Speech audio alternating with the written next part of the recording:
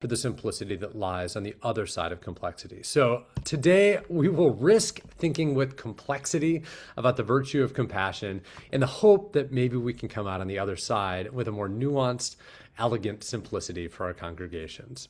So we'll begin by distinguishing a virtue versus a value. These are two concepts that are oftentimes conflated together. And then I want to propose a particular anatomy or a structure of a virtue. So how a virtue is different than a value. I'll briefly preview a couple other virtues that we're going to be exploring in the coming months before turning to a deeper exploration of compassion itself. And so specifically what I want to do is to distinguish compassion from three related but distinct concepts: empathy, pity, and what we call in moral psychology vicarious distress. And I'll say more about that in a little bit before we define compassion more carefully as a virtue. I'll pause for questions at this point, kind of halfway through, give you guys a break from my voice and a chance to clarify any questions you may have at that point. And then drawing on recent psychological research, I'll outline the anatomy of the compassionate interaction. So it's kind of a 10-stage, psychologists have pulled this apart into 10 separate stages, looking at neuroanatomy, so what's happening in the brain at different moments of compassion. And then I'll use that to identify a few possible obstacles to compassion that you and I and your congregants may face, and then suggest some ways, using some evidence-based interventions, again, from the field of moral psychology, suggest some ways that we might cultivate compassion in our congregations more effectively. So my plan to speak for about 50, 60 minutes in the most, ideally in two segments, with a pause for questions midway and then another pause at the very end. So with that said, I want to begin by thinking about virtues and values. We oftentimes conflate these two concepts, but they are fundamentally different. Values, as defined by Shalom Schwartz, one of the leading researchers in the world on this topic, are what he calls trans-situational goals, meaning they're goals that we have in our mind that we move throughout different kinds of contexts and situations, prioritizing them. They vary in importance, so some values we prioritize highly, some less so, and these values serve as guiding principles in the life of a person or a social entity. In other words, values are what we might think of as enduring goals that operate across contexts, whether at home, at work, in school, or in church. They vary both in priority and they function as anchor points that help us to choose behaviors, institutions, paths, and strategies. In other words, I'm going to come back to this metaphor in a few minutes. We can think about them as a map or a guide. They orient us to what is good.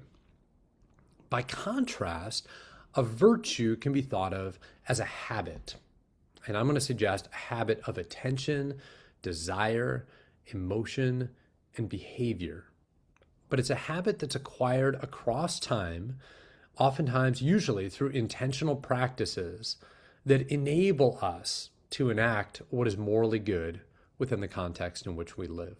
So one way to think about this, you could think of kind of a nautical metaphor. We live close to the ocean out here, so I was imagining sailboats, even though I never sail. You could think of a directional system. So the directional system here is what we think of as values and how we reason between values. Values, together with our reasoning, function kind of like a map or a GPS. It determines what direction we want to go in. But a map alone can't move the vessel. Movement requires a motivational system. So we think of here in a boat, this would be the engine, the sails, eventually even the rudder to steer us when we get off course. So virtues, which include moral intuitions, emotions, and skills, I'll suggest provide that motivation. So we have values and virtues, directional and motivational systems. We can say more about that if you have questions a little bit later. I can, respond to much more nuance. I'm actually containing myself. I love talking about this stuff, so I could talk about virtues and values for days. But As a basic overview, that's kind of the distinction between those two. And so when we talk about a virtue, there's many different ways that virtues have been talked about, but I want to suggest a particular anatomy of a virtue, meaning every virtue involves at least four different types of capacities or skills, things that we're able to do. First, a virtue enables us to see. So a virtuous person develops what we might call perceptual attunement to morally relevant cues in their environment. For instance, and we'll say more about this later, the virtue of compassion sensitizes us to signs of suffering in another person, or may attune us in to needs that are being expressed or even unexpressed in another person. It helps us to see. Second, a virtue shapes our desires.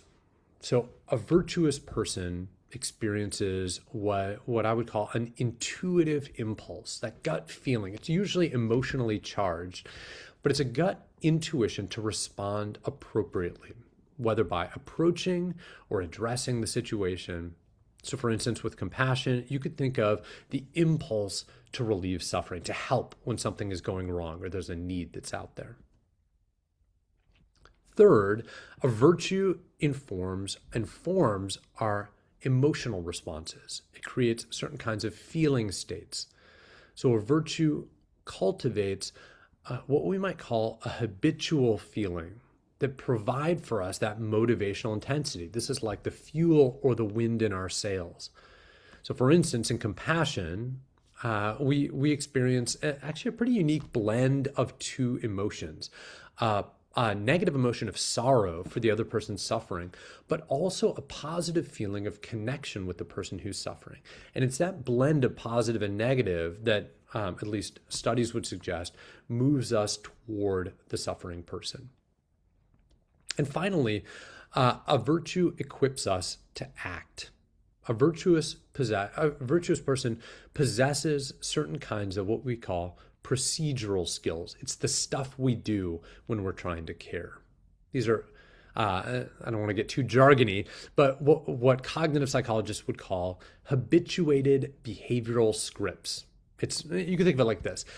If this happens, then I do this. Or when I'm here, this is what I do. These are the kind of automatic behavioral scripts that we do day in and day out in hundreds of different circumstances. So a virtuous person has behavioral scripts that enable effective action in the right circumstances in the right way. So for instance, as we'll say more later, the virtue of compassion involves knowing how to relieve suffering in specific situation.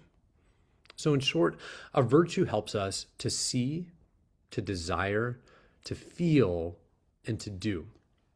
And a virtuous person is one who's chronically disposed to do these in morally excellent ways. So that's kind of a short nutshell version of a virtue. You think of it as like Aristotle in 5 minutes. So there's a lot I've left untouched there. We can come back to it in the question time if you want to. Briefly, I want to highlight a couple different virtues that we've found to be involved in neighbor love. There are lots of complex skills that we use when we care for those around us.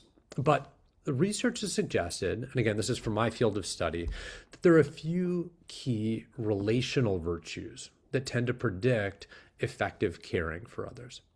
So in our studies here at Point Loma, as well as in the vast network of literature out there on the psychology of compassion, we found that people grow in their capacity to love when they develop these four virtues. So I'm going to give you a brief 10,000-foot version of the virtues. We'll come back to a couple of these later on in the upcoming months. As humans, we are innately predisposed and motivated for a couple different relational tasks. These are things that you see across the board, across cultures, and as early as infancy and certainly developing in childhood. So as humans, we're innately motivated to be securely close to others.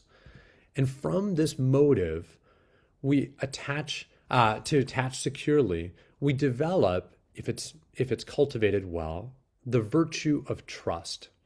both the ability to trust others, but also the ability to incur the trust of others, to become a trustworthy person. When we see another person who's suffering, we as human beings have an innate motive to help. And when it's been effectively cultivated, this motive to alleviate distress develops into the virtue of compassion that we'll spend time talking about today. We're also motivated in relationships towards fairness and reciprocity. And when it's developed well, the motive produces the virtue of gratitude. And finally, when things go wrong in relationships, when something gets broken, all people are motivated in some way to want to repair that broken relationship. And this can be developed into the virtue or the capacity for forgiveness. All four of these virtues are inherently pro-social, meaning they promote the well-being of others and of the relationship itself. Although we'll focus primarily on compassion today, a little bit later on this year, we'll spend some time talking about the others. Now, these are four pro-social virtues, but I want to briefly mention two other skills that are involved. These aren't inherently pro-social, but when they're used along with the pro-social virtues, they tend to help us to care better. These are what we call metacognitive capacities. These support pro-social behavior when they're paired with the virtues. So the first of these is what some researchers call mindfulness, what oftentimes we've referred to in the Christian tradition as presence or present awareness. This is the ability to observe one's own mental and emotional states, but to do so with curiosity and to do so while acting with awareness. In other words, I'm able to resist both distraction and rumination on the one hand, getting caught up in my own thoughts, as well as compulsive action on the feelings and the thoughts that just come to mind. The second metacognitive skill, and we'll see how this plays in today, is the skill of empathy. And this is actually two-faceted. So research on empathy has suggested that there's two separate but related abilities we have here. One of those is what we call affective or emotional empathy. This is the ability that we have, to greater or lesser degrees, to feel with another person, to feel the emotions of another person, and to feel with the intentions of another. It kind of happens automatically, and we just have a gut feeling of what that other person is experiencing. But the second capacity of empathy is sometimes called cognitive empathy or perspective taking. And this is the ability to imagine ourselves into the world of the others. Okay. So we have mindfulness and empathy. We'll see as where these are going to fit into actually the entire process of compassion, and then where things can go wrong and so how we might want to work on or develop one or more of these. But to anchor this conversation, I want us to think a moment. So I want you to pause a moment and recall a time when someone showed you compassion. Just take 10, 20 seconds. Remember a time when you were suffering and someone showed you compassion. I want you to picture what that person said and what they did that made you feel like you were the recipient of compassion. I want you to imagine for a moment what that person saw, what they noticed that prompted their compassionate response to you. What do you imagine they desired in that moment? What was their intention? Looking from the outside, what emotions appeared to move them toward you in compassion? And maybe even most importantly, what was it that they actually did? What actions made you feel truly cared for? Okay, so let me anchor this larger conversation in a story of compassion that should be familiar to most of us. This is the story of the parable of the Good Samaritan in Luke 10. So, Luke 10. On one occasion, an expert in the law stood up to test Jesus. Teacher, he asked, what must I do to inherit eternal life? What is written in the law? He replied. How do you read it? He answered, love the Lord your God with all your heart, with all your soul, and with all your strength, and with all your mind, and love your neighbor as yourself. You've answered correctly, Jesus replied. Do this, and you will live. But he wanted to justify himself, so he asked Jesus, and who is my neighbor? In other words, to what end, to what extent do I need to extend compassion? And in reply, Jesus said, a man was going down from Jerusalem to Jericho when he was attacked by robbers. They stripped him of his clothes, beat him, and went away, leaving him half dead. Now, the first potential hero, a priest, happened to be going down the same road, and when he saw the man, he passed by on the other side. So too a Levite, when he came to the place and he saw him, passed by on the other side.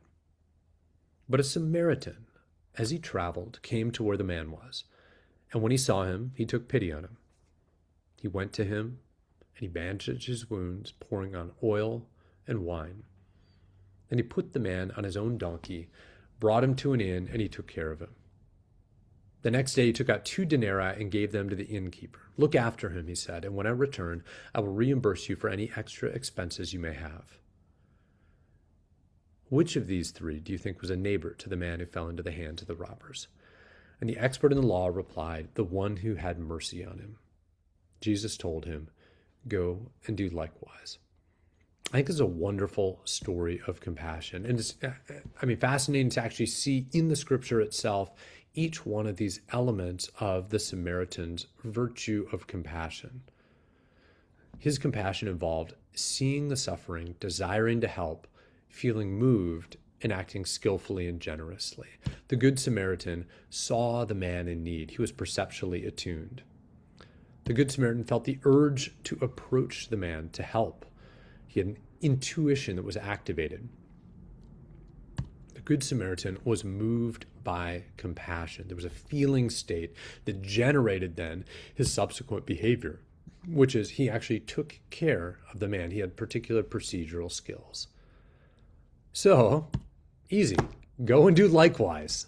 But if you are anything like me, that doesn't always come easy. Christians often, we as Christians, I as a Christian, has oftentimes assumed that valuing compassion is sufficient, so that we need only decide or will ourselves to love in order to go and do it.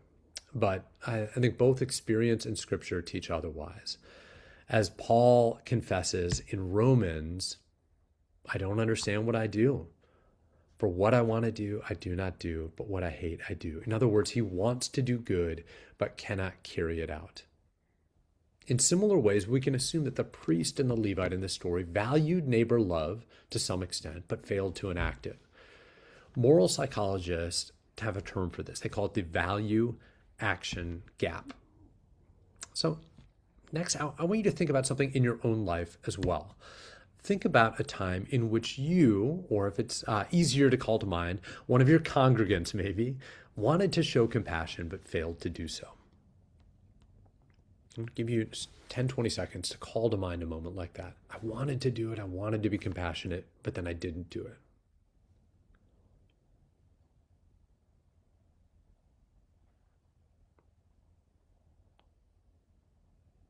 Many times in these moments, we are often apt to jump right to self-criticism. But I want to pause before the criticism and try to stay curious about it for a moment.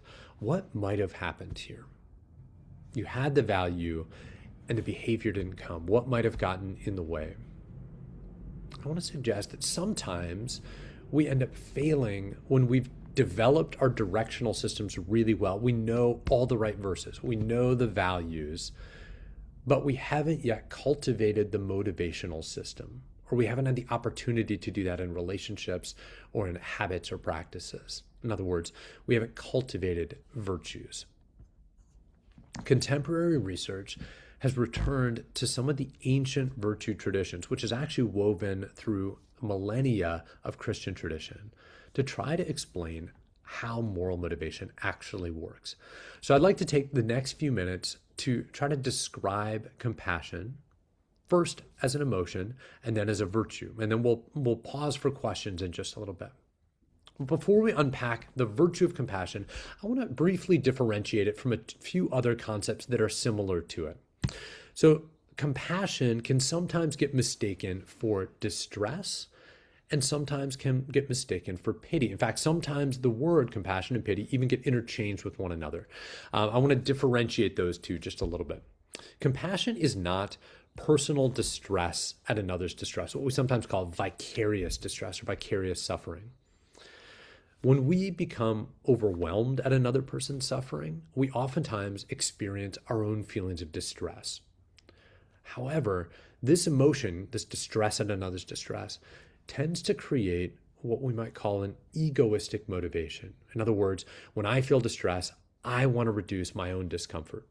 And that leads me many times to either flee the situation, escape, avoid eye contact, get out of there, or if necessary, help, but reluctantly. Like if I'm trapped in a situation, it's fascinating experiments in which they trap people with suffering others, Confederates, and they're not really suffering, they're actors, but they trap them with them, and they find even people who are experiencing distress will help if it stops the distress in front of them.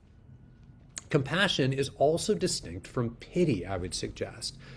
Pity arises also when we see the suffering of other people, but pity positions the sufferer as inferior. You can almost imagine looking down on the person who is suffering. It maintains emotional distance and relational distance. It oftentimes leads me to avoid vulnerability, and many times it leads either to overall avoidance or to arm's length aid. I'll give, but kind of from a distance. I'll write a check. Compassion, by contrast, involves not only perceiving the sufferer, but seeing them as a fellow human being, similar to oneself, whose suffering is real, it's valid, but it's distinct from my own. This is what we call differentiation. This kind of differentiation of your suffering and my suffering allows vicarious emotion, combining warmth and connection with sorrow and concern. So when I can be free from the immediate distress, I get this interesting positive negative feeling of warmth and concern and sorrow. That emotion, as we talked about earlier, is what motivates approach, and it tends to motivate altruistic help. And it does so to help us do that with vulnerability and with humility. So compassion is distinct from both distress and pity. It's also distinct from empathy. Oftentimes these two concepts get conflated with one another. And the two are related, but not identical. As we talked about before, empathy has two forms, both cognitive empathy, what we call perspective taking or mentalizing, in which we imagine ourselves in another person's situation, and affective or emotional empathy, when we kind of absorb the feeling state of another. As we'll see, the full expression of compassion relies on each of these abilities, but it is distinct. So empathic concern or compassion is not cognitive empathy, but it does use them. They are necessary but not sufficient. In contrast to this, the emotion of compassion, this is just one part of it, the emotion is what researchers would call the feeling that arises when we witness another's suffering and that motivates a subsequent desire to help. Remember, the virtue of compassion includes this emotion, but extends beyond it. So, once more, thinking now compassion and that whole full architecture of compassion as a virtue, compassion helps us to see. It sensitizes us to the suffering of another. This is, we see some of the sensitization, and like in Jesus' question to Simon in Luke 7:44, when Simon merely sees a sinner in front of him, Jesus asks, "Do you see this woman?" Sensitizing him to the full humanity of the other person. The virtue of compassion then triggers an intuitive desire. It's that desire that focuses our attention and awareness, and it provides the impulse to approach. In compassion, this is an intuitive desire to alleviate the suffering of another or to meet that need. Next, as I've already discussed, we feel an emotion that motivates an approach. This emotion involves what psychologists call a differentiated warmth, meaning I feel warm and I'm a different person than you. We are separate but connected, along with a sense of sorrow. And it's that connection, that combination that motivates approach, comfort, and helping. And then finally, the virtue of compassion sets in motion particular procedural skills. So it's all well and good to see the need, to want to meet it, to feel close to and connected. But if I don't know what to do, I can't enact compassion. So, in particular, compassion triggers habituated skills, skills in comforting, rescuing, helping, whatever is appropriate to the particular situation and help meet those needs. These are sometimes called behavioral scripts, where I just know what to do in this situation. Okay, I'm going to do one more layer of complexity. Are you ready for it? I'm going to do one more based on a little bit of the neurobiology, and then we're going to pause, and I'm going to give you an opportunity to ask any questions that you might have. So, in a 2021 review by Stevenson and Tabor, looking at both neuroscientific research and behavioral research on compassion, they identified 10 separate stages in a compassionate interaction. So, here's the 10 stages. We'll see them over and over and over again. So we're going to come back to this list in almost all the future slides. So you'll see this for a while. But according to their examination of what is happening in the brain at different moments in the process of compassion, people first begin by seeing, by observing another's distress. And that emotion then that we see in another then transfers rapidly to the observer. This is usually rapid, it's unconscious. Next, the observer experiences what we've called affective empathy, this sort of shared emotion or responsive emotion. Oftentimes, that feeling state then triggers an intuition to relieve the suffering. Next comes self-regulation. This is going to be interesting. We'll come back to this in a little bit. It turns out that in order to continue on the process of compassion, we need to be calm enough to be able to not only feel fully, but to identify what's going on in the other person. Otherwise, we sort of fuse with this feeling of distress and peel off. So when we're self-regulated enough and we have a sense of ourselves as separate from another person, a full feeling of compassion, that blend of warmth and sorrow, becomes possible. That feeling can then trigger the perspective taking of cognitive empathy. So once I feel like I want to help you, now I activate my mental capacities to think, what is it that you really need here? So I imagine myself into your perspective. I try to imagine what needs, how those needs might be met well. We then evaluate the cost and sometimes the likely reward. Sometimes this reward is just an intrinsic reward. It feels good to help, but we evaluate the cost of helping. And if the perceived cost is manageable and the reward is meaningful, we then engage in prosocial, protective, or comforting behaviors. And then finally, at the very end of this cycle, we typically experience a kind of intrinsic reward. Maybe just a feeling of relief at seeing the other person reduce suffering. And maybe the intrinsic reward of feeling connected with the person that we've cared for. It might even be the kind of an identity or a faith-affirming reward of feeling like I have done the good work here. This is good. This is the kind of person I want to become. So I want to end this part before I ask you, before I pause for questions. I want to ask you one last question. When you think about that failure of compassion that you imagined earlier, which of these stages might have faced an obstacle at? In other words, when you wanted to be compassionate but didn't do so, did you fail to notice something? Did you lack an intuition? Did you get overwhelmed by an emotional response? Did you feel something other than compassion? Was it hard to perspective take? But I want to kind of nudge our own curiosity here in thinking about our own failures of compassion. Okay, with that said, I'm going to pause. I'm going to actually stop sharing my screen for a second so I can see all your faces. Let me pause and see if there are any questions before we move on and talk about some obstacles to compassion.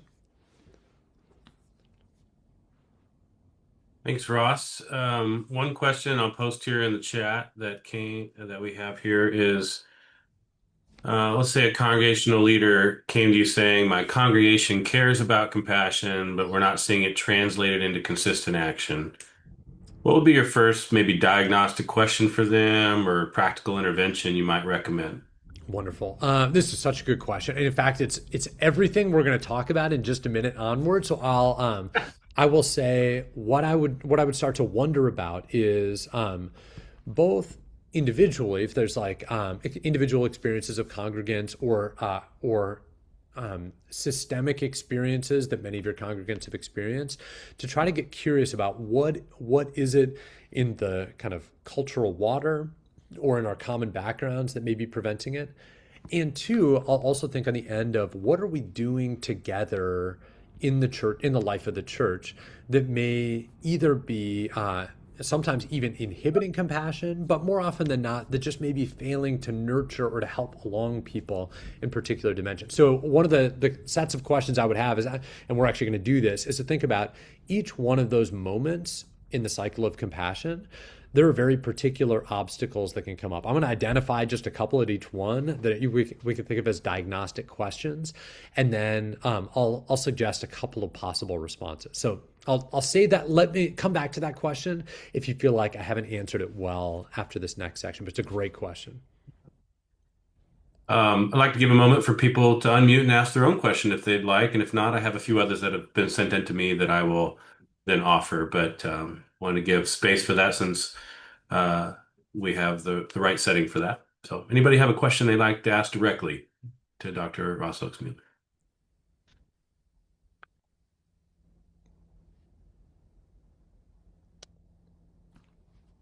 So another question that came in is, how do trust, gratitude, and forgiveness interact with compassion in practice? Can developing one strengthen the others? Any science behind this? Absolutely, yeah, and in fact, two of the interventions I'll talk about in just a little bit. So these are some of these come from empirical studies, scientific studies of both interventions, but also correlations. We see direct relationships between gratitude and compassion, and between trust and compassion. And so cultivating each one of those. So what we find is the more trusting I feel, the safer I feel in these relationships, the more likely I am to be compassionate. And I'll say more about that later, but part of that comes from when I feel safe, my anxieties lower. And turns out people with lower anxieties see more. When we get stressed out, when we feel anxious, our attention narrows, usually to just the source of the threat. And so it becomes harder for me to notice signs of suffering in other people. I also tend to behave more habitually when I'm stressed. When I feel safe and trusted and trusting, I can act more spontaneously. I can try things outside of my normal wheelhouse. So yeah, absolutely. And with gratitude, one of the things in the cycle, this is a great question on these two, because with gratitude, the expression of gratitude, one of the things that does is actually to reinforce other people's compassionate behavior. So Mm, when you have done something compassionate for someone, and they thank you in a meaningful way, it just feels great. This is why gratitude is just this like paradoxical upward cycle. it mm, it helps the person who feels grateful, and it helps the person who receives gratitude, and one of the ways it does that is by encouraging higher levels of compassion. So yeah, these are actually really intrinsically linked together. mm. Wonderful. We have a question from Rachel. Yeah. Rachel, go ahead and unmute. Hi, yeah. So, what are some ways that we as leaders can help cultivate um, compassion amongst groups of people? So, in our congregations, on our districts, um, yeah, like a communal compassion that has a centric force, so that we can go out and lead that together. Wonderful. This is, and I'm not sure, Rachel, if this is exactly what you're getting at. Some of this I may mention at the very end, but this is such a good moment to do it. Oftentimes, we have one of the obstacles we'll see in just a moment to compassion is when I feel like I am dissimilar from the person that I'm called to show compassion towards. So the more Mhm. dissimilar I feel, the harder it is to get from seeing suffering to feeling compassion to acting. And so one of the ways to actually overcome that obstacle is to diminish the perception that I am different. So in other words, to increase my sense that we're similar to one another. Two very different ways to go about that. Let me know if either one of these gets at it. One of them is the kind of stories that you may tell from the pulpit and the kind of stories that we evoke from our congregants, to the extent that we can have characters and protagonists in those stories who are seemingly different from the self, but who are experiencing similar things to the self. In other words, having kind of people, like if I want to feel compassion for those in the neighboring suburb of mine, I might actually use a story in which I'm telling the protagonist is someone from that suburb or someone from this people group. That's going to actually make me feel more similar. I mean, this is actually what we see in this parable of Jesus is doing this right here. He is telling a parable, and the unlikely hero of the story is a Samaritan. Part of what telling the story in that way does is it evokes a greater sense of familiarity with that person. So one way to do it is narratively, but another way to do it is actually to draw people together, not just so that they're in the same place together, but there's now been decades of social psychological research on this. We overcome this barrier of in-group, out-group the quickest when we draw together and work toward one common goal. So having a project that we're both working on, so the focus of our attention is on this goal. And one of the byproducts of that is I start to see this previous out-group as being more of the in-group. So we feel more similar to one another. Those are just a couple ways. I don't know if either of those is touching on some of what you're asking, Rachel. Yeah, thank you so much. That was perfect. Yeah. I have one more question, but I'm wondering about time, Ross. Is Sure, it maybe okay? let's do one more, and I'll see if it's something I'll cover in the future. And if it is, maybe I'll punt it to the conversation. And if it's not, I'll respond to it, and then we'll dive in. Okay. This one says, can you talk about compassion fatigue, small church that serves primarily unhoused or formerly unhoused addicts, etc.? Yes, yeah, and actually, maybe I will. I will say yes, and I'm just about to do it because this is, and I'm actually going to use a slightly different phrase called empathy fatigue for a very particular reason. So yes, that is one of the obstacles that creeps in, actually at a few different levels, being exposed to repeated suffering, and it turns out only under certain conditions do I become fatigued, and sometimes I don't. Usually, I become most fatigued or burned out when I see the suffering of another person and something prevents me from meeting that need. Sometimes it's simply that the person themselves is habitually in the same position of suffering, so I feel like I'm not doing anything. Sometimes it's because of a role that I have. I'm not allowed to do this for this congregant or this person. Sometimes it's because of a kind of restraint I have from my own, like my personality. I'm introverted, and that introversion stops me from reaching out, or it's inappropriate culturally for me to reach out or connect with or help this person in this way. So yes, actually, we'll talk about that in just a moment. It's a great question. That started to invoke a number of questions that started to come in. So I think it'd be good to move on, and then we'll hold these questions and then Perfect. come back to this. So if you just asked a question, we intend to get to it, but I just want to make sure Ross can get through the rest of the presentation. Perfect. That sounds great. Okay, let me share my screen again. And let me know if you can't see this, but otherwise I'll keep on going. We got it. What's the point about that was a lot of complexity. What is the point of getting so complex in our understanding of compassion? And I think it's in some ways in response to some of the questions that were just asked here. It's ultimately that not all failures, and I would actually argue even few failures of love came from the same place, and rarely do they come from a lack of willpower. Instead, I think it helps to think complexly about compassion, because each one of these stages can be disrupted by particular obstacles. So let me give you an example or two from each. These aren't exhaustive. There's other obstacles that can come up, but I just want to give you a few different examples. For example, in distress, so thinking about observing distress, distraction or hurry can actually prevent us from seeing suffering. So imagine here of rushing through a crowded church hallway after a service and completely missing the slumped shoulders and the red eyes of a member who's sitting alone on a bench. It turns out also that our ability to notice suffering is diminished when we see someone as being in an outgroup or different from us. This is called in-group, outgroup bias. It might cause us to overlook their pain in someone that we perceive as other or different. You can imagine dismissing the quiet struggle of a new attendee from a different culture, and just imagining, well, they'll figure it out. Desensitization from repeated exposure. This is similar to empathy fatigue here. You can imagine like a longtime elder who's heard so many stories of financial hardship that they no longer register the quiet desperation in yet another request for help. That kind of desensitization can also blind us stops us from seeing the needs when they're there.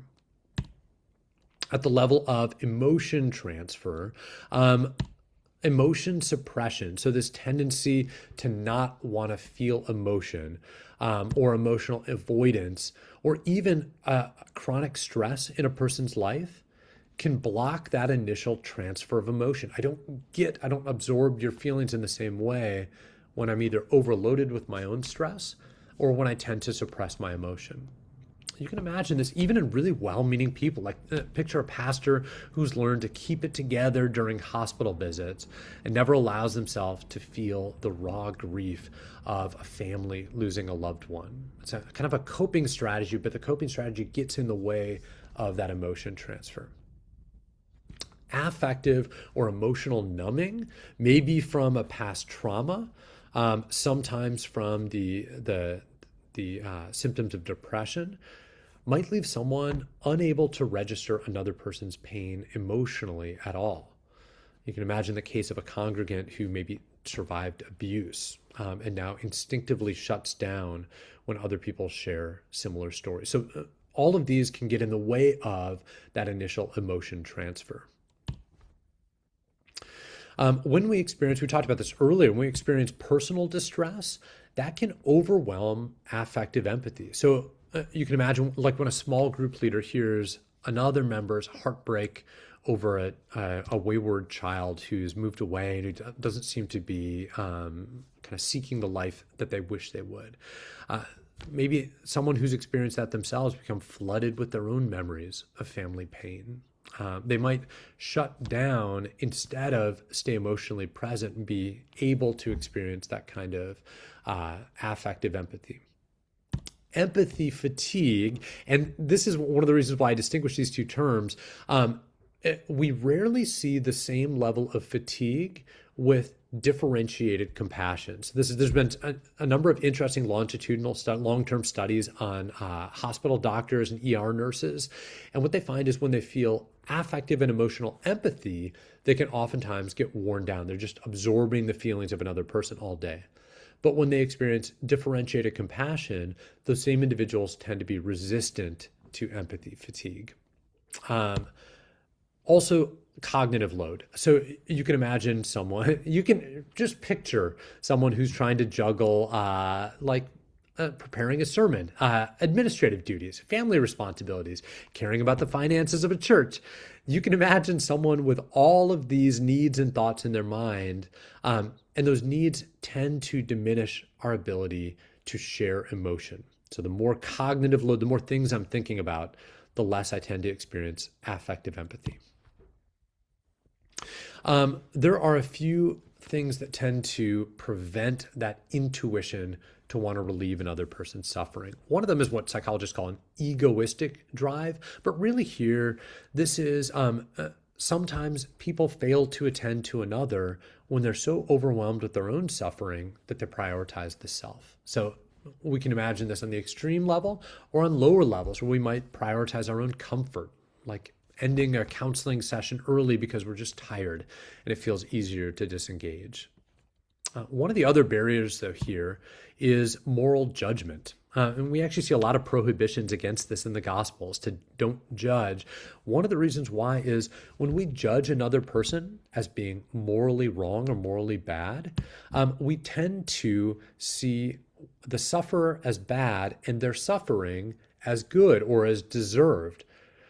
So you can imagine, for instance, staying compassionate, or really the difficulty we feel in staying compassionate when listening to someone's story of ongoing financial difficulties, but difficulties that are due to their own personal choices.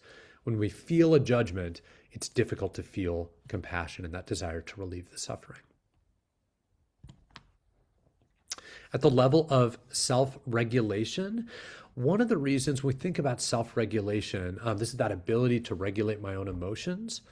Self-regulation can actually prevent differentiation, or that process of separating someone else's suffering from our own. For instance, you can imagine emotional fusion, like a fusion between two people. That might mean that a spouse in a marriage ministry takes on their partner's anxiety so completely that they become anxious themselves whenever their partner's anxious, and they can't offer steady, compassionate support. It's also difficult to self-regulate when we have low distress tolerance. This shows up when, for some of us, even mild discomfort around someone else's anger can send us into avoidance. Some of us simply have a lower capacity, initial capacity to sit with difficult emotions. It turns out this is actually a capacity that can be developed over time, though. Similarly, insecure attachment, so feeling anxious about our relationships, can blur the boundaries between myself and the other person, making true compassion feel threatening and leads me to get a little bit more overwhelmed. And related to that kind of empathy fatigue, burnout exhausts our regulation. It exhausts those capacities we have to self-regulate our emotions, leaving us sometimes unable to stay calm in the face of another person's pain. In the midst of compassion, some things directly prevent, even if I can affectively empathize with another person, I want to relieve their suffering, I can calm myself enough, there may still be some reasons why I don't show or feel compassion. And one of those is a fear of compassion. It sounds in some ways a little ridiculous, but many of us individually, or sometimes whole cultures or subcultures, fear compassion because of a narrative that compassion is seen as weak. It is for them or those people, but it's not for me. So this is oftentimes common in cultures that prize stoicism, just put your feelings away. And this can actually block the feeling itself. Like when a leader avoids showing tenderness and lest other people see that as unprofessional.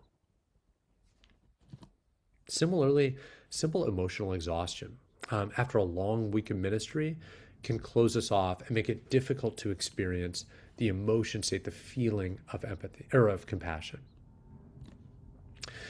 Next, remember, once you even feel compassion, we need to be able to perspective take to figure out what to do. And there's a few things that can get in the way of that. One of those is, again, high cognitive load. The more I'm thinking about, the more difficult it is to think about your internal world. You can picture a pastor who is managing so many details that it becomes difficult to extend their empathic imagination to perspective take the needs of the other person. Sometimes we just don't have the cues. We don't know how to read what the other person is putting out. This happens a lot in like virtual meetings or telephone calls when we lack the nonverbal cues to see in the other person. And some of us have difficulty, even when the cues are there, in interpreting the cues. This is what we see in neurodivergence, especially those on the autistic spectrum. It turns out those high on the autistic spectrum oftentimes have very intact affective or emotional empathy, but have difficulty with cognitive empathy. Reading another person's inner world becomes difficult. There are some obstacles at the cost decision. So when I perceive the cost of compassion to be too high, it's going to make me hesitate or may even make me not respond compassionately at all. So you can imagine an elder who feels alone in supporting a family through a prolonged illness might decide that the emotional time and the demands are just too much. When we feel alone in our compassion giving, it makes the costs feel higher. Similarly, a scarcity mindset, feeling like I barely have enough to take care of my own self or my own family, for my own household, that can make it feel like compassion is impossible or beyond my reach. And if we anticipate that it's not going to feel that good to give compassion, in other words, when we perceive or anticipate a low reward, this happens with what psychologists call negative emotional forecasting. In other words, this is going to be difficult. This won't be great. I'm less likely to perceive and move forward, or I just may weigh the cost as being too high. And then even when I decide this is worth it, there's some things that can get in the way. I see your pain. I want to relieve it. I feel close to you. I've decided it's worth the cost to me. I may still hesitate because I don't know how to do it. And this could be for a couple different reasons. One of them is I may lack experience in caregiving. In other words, in that, sort of psychologies, I might lack scripts or have undeveloped scripts for caregiving. Sometimes this even happens if I've learned how to care or show compassion in one context, but I'm asked to do this in another context. The difficulty with context switching sometimes gets in the way of my showing compassion. I may actually have the skills to do it, but feel like it's not my place, or I might doubt my own skills. In other words, have low self-efficacy, and that may get in the way. And there may even be some restrictions on caring behavior. These might be institutional restrictions, like pastors aren't allowed to do this, or they might be cultural restrictions. It's not okay for men to show compassion in this way.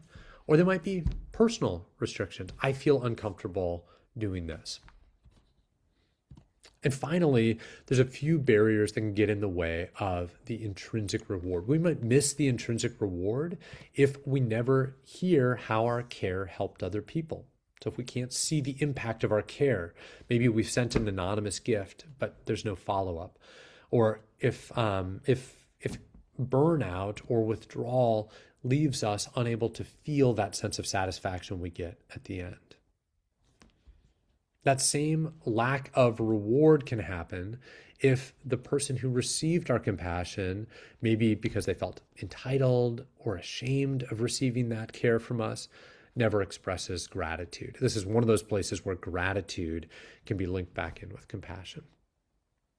Okay, so I want you to, I was going to pause for questions here because I don't want to overwhelm you with words, and yet I'm about to do it. So I'll save one long time for questions at the end, but I will pause. If there are questions in particular about any of these obstacles, maybe I'll give you 30 seconds or so to just jot down a question in the chat so that you can offload it. And I'll reduce your cognitive load in the moment. You can offload it and we can tackle it at the end.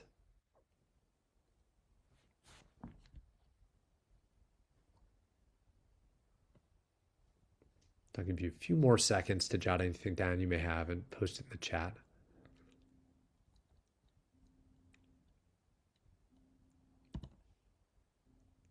Okay.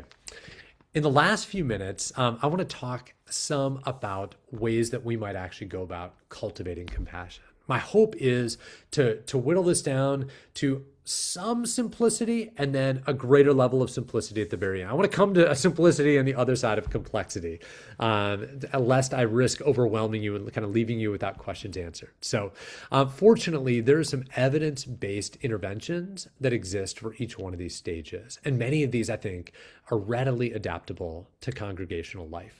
So for each obstacle, you're going to see a longer list, but I'm going to show you more complexity than I'll speak. What I'm going to do is I'll discuss one or two, even if I list more up there, and I'll provide the slides to Derek afterwards. So in case you want to go back through and look at some of the ones I don't talk about, well, it'll be there as a resource for you. Okay, so to help people see suffering, we can actually cultivate present moment awareness through guided silence in worship, or maybe through small group prayer. These kind of moments of pausing and encouraging someone to simply be aware of themselves and their thoughts and their emotions can help us to notice not just the internal signs, but allow us to notice the quiet signs that are all around us. One of the other ways to do this is to heed the advice of theologian Dallas Willard. As he once urged, we can ruthlessly eliminate hurry. both within our congregational settings and then encourage our congregants to do that outside. Maybe by structuring church life with unhurried margins, longer transitions between services, more time for casual conversation. So people aren't always rushing or even feel like they're rushing from one event to the next. We can also reduce in-group and out-group bias through some intergroup contact. And like I said before, that kind of intergroup contact works well when there are common goals. Maybe like a joint service project with a neighboring congregation of a different ethnicity or background or socioeconomic status. When we work together on a community food pantry, for instance, we tend to see each other as being more similar. And this can also be done through stories, telling stories like Jesus's choice of the Samaritan hero, stories that humanize those who seem different from us. These times can be further enriched by allowing opportunities to hear one another's stories, maybe by regularly sharing testimonies from diverse members during services. I'm going to pop past one here too. We can think about desensitization too. In order to facilitate emotion transfer, we can foster trust and vulnerability in small groups. This leads to what's called oxytocin release. There's this hormone in our brains that gets released when we feel like we're in a trustworthy space. These could be simple sharing circles where people feel safe enough for oxytocin to flow naturally. This could be structured highs and lows check-ins, but it also comes from sharing morally elevating stories. Stories like testimonies of church members who responded bravely to others' pain. We can share those in announcement time. This is oftentimes in our church group, our Sunday school class. We just have these sort of sharing of great moments where someone that we know did something nice for someone else. It can be shared in newsletters as well. Pardon my skipping past some of the interventions for stress, but there are both interventions we could use for stress as well as for those who have experienced trauma. All of these can help with that emotion transfer. To protect affective empathy, we can help guide people through self-compassion exercises and what's called reappraisal. So I'll hold off on the reappraisal right now, but with empathy fatigue, what we find is when people can practice speaking kindly to their own weary hearts, or maybe even listening for the ways in which Christ himself might speak to them in compassionate tones. These can be using scripted prayers or even passages from scriptures. These help to alleviate empathy fatigue. Churches can also work directly to reduce stressors and cognitive load by offering respite retreats or maybe even delegated support teams for caregivers. So ways that we can work directly to help alleviate some of those things that inhibit affective empathy. When it comes to people's intuition to relieve suffering, that gut feeling that I want to help, we can encourage perspective-taking stories. These kind of stories sometimes foster an altruistic focus, but the better stories are the ones that humanize the other person. So to kind of counteract moral judgment, what we want to do is maybe read or discuss biographies or real-life accounts from those people from marginalized backgrounds, maybe in adult education classes or in the sermon itself. Any story that we can tell that allows us to see the other person as more human and more similar is going to help us to want to relieve their suffering more. To support self-regulation, we can teach what we would call mindful. You might decide whether or not you want to use that term with your congregations, but an awareness of your own thoughts, non-judgmental awareness of your thoughts and emotions. You can do this in sermons, just by pausing. You can do it in shared practices, simply by giving people the opportunity to pause, to name their emotions, maybe during corporate prayer or personal devotions, and not just to name them, but to wonder about them with curiosity rather than with judgment. When it comes to addressing the fear of compassion, we can actually re-narrate this as a strength. This may be, so for instance, remember, some people are just feel like compassion is going to be seen as a weakness. What we might want to do is to tell stories, maybe stories about Jesus himself weeping over Jerusalem and showing compassion, or perhaps modern examples like Dietrich Bonhoeffer's costly, brave stand he took out of compassion for those that were being killed by the Nazis. When it comes to developing cognitive empathy, there's a few different things that we can do. We can try to reduce the cognitive load by providing and practicing what we call behavioral scripts. In other words, the more someone has done the same thing compassionately in a row, the same activity again and again, the more it becomes habitual. It becomes a behavioral script. And so when the moment comes to extend cognitive empathy, they already have a script that they're in place. We can also, there's a few other ways to increase our cues to understand people, but one of them is simply having more face-to-face gatherings, opportunities for people to look each other in the eye and to share from their own life.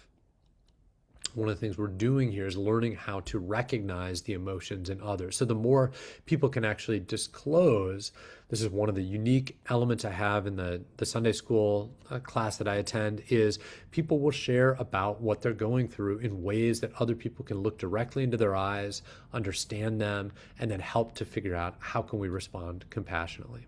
But you can also do this through scripture, through telling stories. In fact, it even turns out that reading fiction can lead to greater levels of perspective taking. When it comes to helping people lower the perceived cost of compassion, we can work to try to prime an abundance mindset through a variety of ways. One of them is just the gospel assurances of God's provision, by helping people to really live into that feeling that everything important will be taken care of by God and also by the church community. When this gets regularly preached and lived out in mutual care ministries, it reminds people that they are safe. Also, when we can remind people of past compassionate acts, maybe have them think about a time in which they did something caring, it can highlight the intrinsic rewards. Maybe having people even give brief testimonies, and perhaps even testimonies about what they received from other people within the congregation. And then the last one, and then I'll stop, I'll shut up in a moment, two more. When we think about how to overcome the barriers of skills, one of the ways we can do this is to mentor members. I think this is one of the amazing opportunities of intergenerational churches, is for members to mentor one another in different types of caring across multiple contexts, so that they can then gain a sense of self-confidence by seeing that they've done something, and ideally by even hearing the ways that their behaviors have impacted another person. And then finally, when it comes to increasing those intrinsic rewards that come when we don't see the impact of our care, you can try to facilitate either group discussions where people have highlight the ways in which they've received compassion from other people. You can maybe even have a dedicated testimony time where someone can have the opportunity to thank their congregation, or to thank someone who's not even present, but you get to see as a congregation the ways in which compassionate behavior impacts a life. This is one of those ways in which gratitude and compassion can intertwine with one another. Okay, so those are a variety of ways. Let me give you one brief. I want to boil those 10 things and all those interventions down to 3 core themes. If you're going to come away and think about, okay, what are 3 basic themes that I might want to intervene with? Most of these interventions fall into 3 key categories. So 1, we can help our congregants to enhance their metacognitive abilities. This is their ability to stay present when their emotions are strong, and their ability to imagine themselves into the world of another person through perspective taking. Second, we can reduce some of their emotional barriers. especially many of these are oftentimes rooted in fear and anxiety. By teaching them self-compassion and by allowing opportunities for that in the sermon itself or in small groups. We can do that by re-narrating compassion as a strength rather than something they need to be afraid of. We can do it by fostering trust and a sense of abundance rather than scarcity. And we can do that really directly by lowering hurry, by relieving people of cognitive load, by actually diminishing their scarcity mentalities and the scarcity in their lives. So we can enhance metacognition, we can reduce fear-related emotional obstacles, and third, we can provide concrete examples and real-life opportunities. This may come from sharing stories of how members' compassion has blessed others, by offering varied caregiving experiences through different kind of ministry opportunities where people get the chance to really practice how to care for people, by modeling and telling stories of compassionate behavior, including heroes from outgroups, and by creating intergroup contact around shared goals, and ideally with experienced mentors who help people to stay curious even when care feels hard. All right, I know that was a lot of information in an hour, so I want to save the rest of the time for any questions you guys may have and to clarify so that you can go on and think more creatively about your own ministry. But I'll stop there. Thank you so much. Anybody want to ask their own question here before we have one in the chat here I think is worth addressing, but anyone want to audibly present their question to Dr. Rossos Wheeler before I list a few?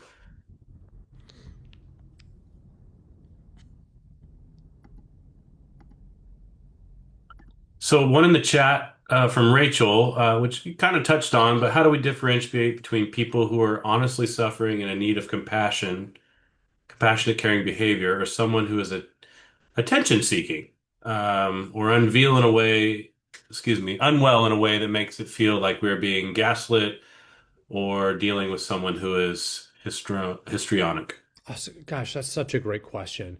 Because you've identified in there one of the things that may stop me from experiencing compassion from someone. If I feel like I'm being manipulated in some way, or I'm being taken advantage of because of my own compassion, it's one of those things that's going to make me want to shut down.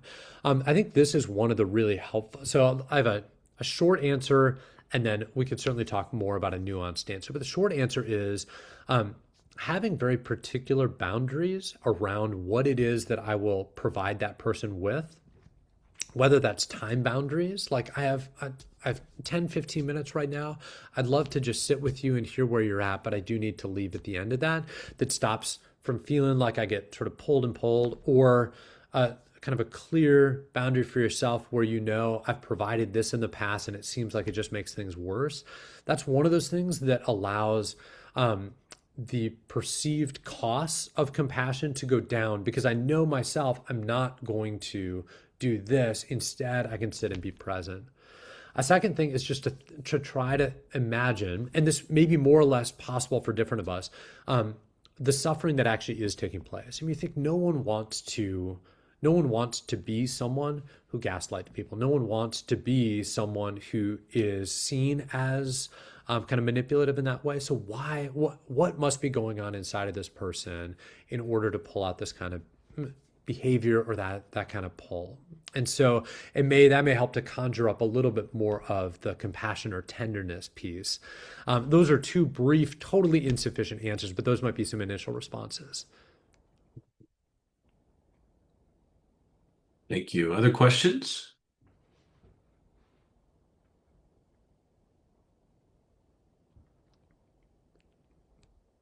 So one more here. If you had to speak to the most common obstacle encountered by congregation with reference to the 10 stages, which would you name?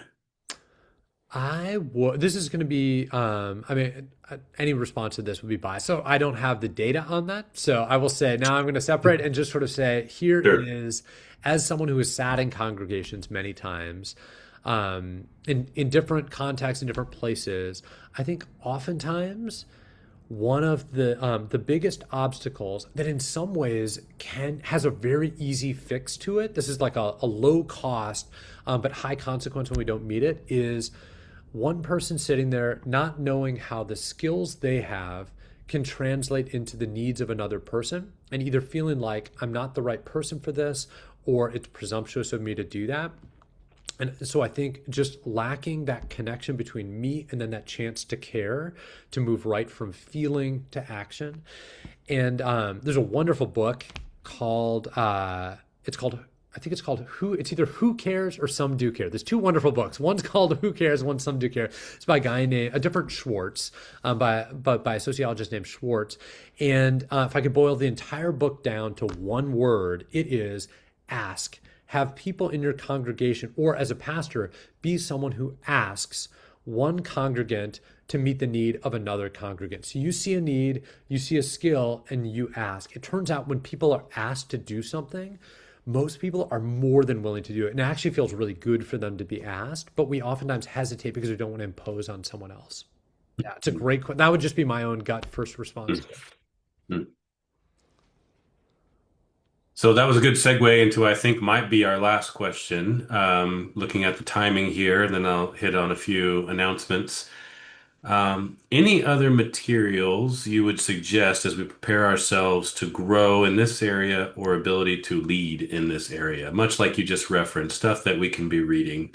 Yeah, there's a wonderful and thin book, a wonderful thin book that actually I think at Point Loma, a lot of our LoveWorks trips, our compassionate ministries uses. I think they've used it now for decades, and it came across my desk by one of my students, and I think it's wonderful. It's by Henry Nouwen and another author. I can't remember the second author. The book itself is called Compassion. And Nouwen actually discusses a lot of these elements that we're talking about, but he uses a really rich theological language in ways that I am incapable of doing and only someone like Nouwen can do. But it's a great book to help people think about practical moments or steps in compassion. He has a whole chapter on patience that really is touching on very similar things to what mindfulness is in psychological research, but Nouwen uses some theological concepts of chronos and kairos time, what it means to stay present in the moment, to avoid scarcity mentality, but he does it in a way much better than I can do. So that book, Compassion, I would highly recommend. Great. Well, Dr. Ross Oaksmueller, thank you so much for joining us. I'm getting lots of positive feedback on the other end here, and I invite you to express that directly to Dr. Oaksmueller via email. I don't know if you'd be able to post your email or some way to let you know, or you could post in the chat. In the last just kind of 5 minutes here, let me highlight a few things. We do have a developmental coaching program, I think, which contributes to some of the capacity building around compassion that Dr. Oaksmueller has spoken to. There's a link there in the chat where you can watch an overview video and even take next steps or share that with somebody you think might benefit from that. We likely, the plan is in 2027 to start what's called confessional communities. And this is patterned after the work of Dr. Kurt Thompson, who does a lot with shame and its effect on our lives, but also ways to address it via a specific storytelling liturgy informed by group psychotherapy. And so there's a future here where we're going to provide another space yet for pastors to come together and do the deep work that's connected to what Dr. Oaksmueller is speaking about here. And then this series right here, this is the first of a three-part series. Dr. Oaksmueller will be again with us February 18th and March 11th. And both those are at 9 a.m. Pacific Standard Time. Sorry for those of you in Hawaii who are getting up at the crack of dawn. But thank you for being here with us. And after that, so this is the pattern here is to be a monthly webinar series. Dr. Jonathan Salgado, who's on the call with us here, who also is traveling around and speaking at many of our districts on topics concerning mental health, will start a three-part series entitled Harmony, Health, and Healing for the Whole Person. And then we have a separate webinar series that will be launched, more information coming out soon, just on the art of preaching. As that's been a big ask. People have been wanting more resources around that. So a few announcements there, and thank you for joining us. Look at that. They say if you want to win your crowd over, let them out early, and that's what we're doing. So thank you for being with us, and that's the end of our time together. So thank you. Thanks, you guys. Thank you. Thank you. Mhm.